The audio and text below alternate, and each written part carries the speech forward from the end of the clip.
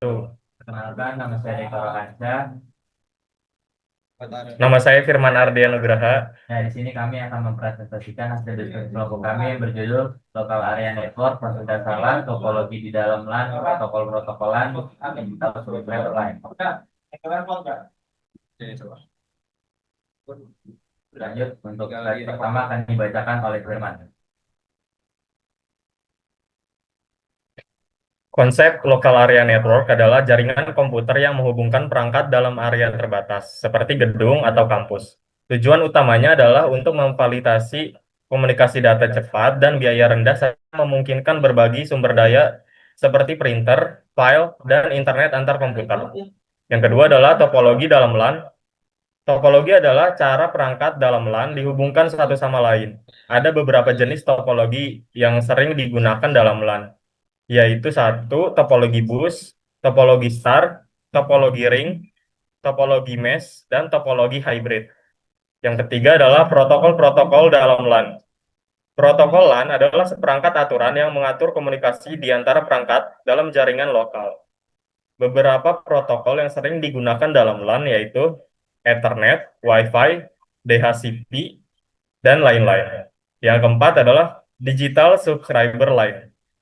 Teknologi yang menyediakan koneksi internet berkecepatan tinggi melalui saluran telepon. Sering digunakan untuk menghubungkan LAN ke internet. Kecepatan DSL lebih cepat daripada dial-up dan tidak memutus sambungan telepon. LAN menghubungkan perangkat di area terbatas menggunakan protokol seperti Ethernet, Wi-Fi, dan TCP atau IP untuk komunikasi antar perangkat.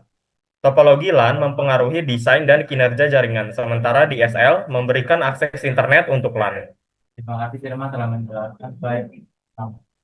Mohon ya. Untuk selanjutnya Local Area Network, Pendasar LAN Topologi. Hi everyone, this is Modload458 and this video is done for my school project about the local area network. Local area network is a computer network that connects computers within the limited area, such as home, school, or office building. The terms LAN and WAN are often mixed, and on this picture we can see the difference. The LAN would be just one house with PCs inside of it connected to each other, and the WAN would be many of those houses that are geographically far apart, but again all connected to each other. They would form a wide area network.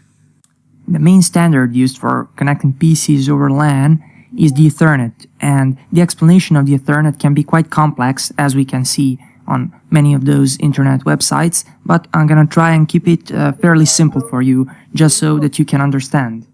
Simply said, Ethernet is a technology which allows us to connect multiple devices to form a local area network.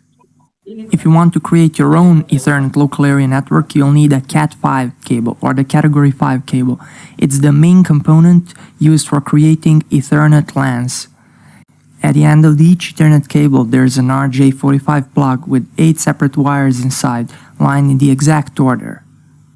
I've seen many people confuse the Ethernet cables with the standard telephone cables, and in reality there's a big difference because the Ethernet cable has 8 wires, whereas the telephone cable has only 4.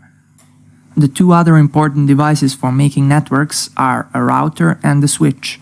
The router usually connects two different LANs together and exchanges data packets between them, whereas the switch expands the single LAN network with various devices such as other PCs, gaming consoles, smart TVs, servers, and a bunch of other stuff.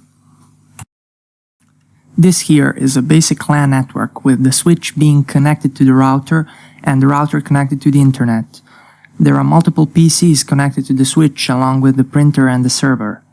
If, for example, you want to print something from this PC, it would be very easy since every device connected to a LAN can exchange data with each other, thus making the interaction very easy. Lalu untuk kesimpulan akan dibacakan oleh saya sendiri.